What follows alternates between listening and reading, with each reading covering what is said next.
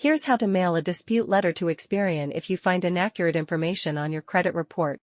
Start by downloading the dispute letter form using the link in the description. Fill it out with your full name, current address, matching your ID, social security number, and date of birth. Include a valid phone number and email address. Under Sincerely, enter your full name again. Then upload 2 forms of identification, a copy of your driver's license or ID on the left, and your social security card on the right. Scroll to Exhibit A, and list the accounts or entries you're disputing.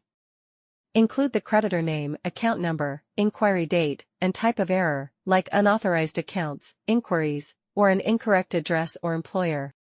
Next, in the notary section, enter your full name again. Once your form is complete, review all details carefully. Then notarize the document using a service like idispute.org/online-notary. After notarization, mail your dispute via USPS certified mail. This provides proof of delivery in case Experian claims they didn't receive it.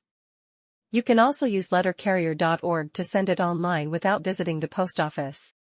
Finally, keep copies of the letter, ID documents, payment receipt, and certified mail receipt for your records. Thanks for watching.